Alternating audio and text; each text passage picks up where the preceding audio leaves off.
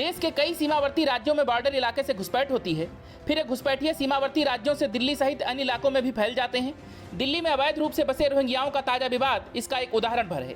खास बात यह है कि अपने ही देश की राजनीतिक पार्टियां और नेता इन घुसपैठियों को वोट बैंक बनाकर इनका इस्तेमाल करते हैं और सत्ता हासिल करते हैं। लेकिन अब इन बांग्लादेशी और रोहिंग्या घुसपैठियों पर गृह मंत्रालय सख्त एक्शन लेने जा रहा है। गृह मंत्री अमित शाह ने सीमावर्ती राज्यों के बॉर्डर इलाकों में हो रहे जनसंख्या परिवर्तन पर सख्त रुख अपनाने की बात कही है। उन्होंने साफ तौर पर निर्देश दिए हैं कि यह पुलिस महानिदेशकों डीजीपी की जिम्मेदारी है कि वे अपने राज्यों में खासकर सीमावर्ती जिलों में भी सभी तरह की तकनीकी और रणनीतिक जानकारी हासिल करें। इसमें खासकर पश्चिमी बंगाल, बिहार और झारखंड के पुलिस प्रमुखों को विशेष निर्देश दिए गए हैं। गौरतलब है कि यूपी और असम के ऐसे इलाकों में अचानक से साल 2011 के बाद 32% मुस्लिम बढ़ गए, जबकि पूरे राज्य में मिलाकर ये दर 10 से 15% की है।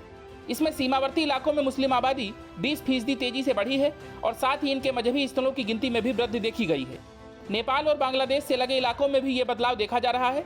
इसीलिए मांग की गई है कि बीएसएफ के अधिकतर क्षेत्र को 50 किलोमीटर से बढ़ाकर 100 किलोमीटर किया जाए ताकि इन्हें जांच में आसानी हो।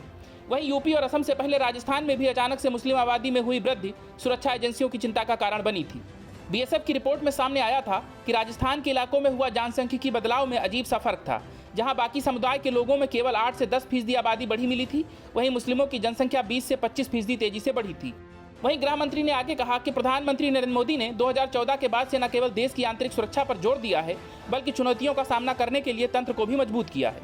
उन्होंने कहा कि राज्यों को राष्ट्रीय सुरक्षा से जुड़े मुद्दों को सर्वोच्च प्राथमिकता देनी चाहिए। आंतरिक सुरक्षा के मामले में सरकार को बड़ी सफलताएं हासिल हुई हैं, जिसमें जम्मू कश्मीर में आतंकवाद और नॉर्थ ईस्ट में उग्रवादी गिटों से डील करना शामिल है। साथ ही बजटीय आवंटन बढ़ाया गया है और तकनीक के अधिकतम इस्तेमाल पर जोर दिया गया है। उन्होंने आगे बताया कि पीएम मोदी 2014 से डीजीपी कॉन्फ्रेंस के नेचर में बदलाव लेकर आए हैं। हम यह देखते हैं कि इन बैठकों में कई समस्याओं का समाधान हासिल होता है। देश में पहली बार राष्ट्रीय स्वचालित फिंगरप्रिंट पहचान प्रणाली के रूप में एक प्रणाली विकसित की गई है और इसे जमीनी स्तर पर पहुंचाने की जरूरत है। राष्ट्रीय सुरक्षा रणनीति एनएसएस सम्मेलन 2022 को संबोधित करते हुए शाह ने राष्ट्रीय सुरक्षा पर जोर देते हुए कहा कि देश और युवाओं के भविष्य को लेकर लड़ाई मुख्य प्राथमिकता होनी चाहिए।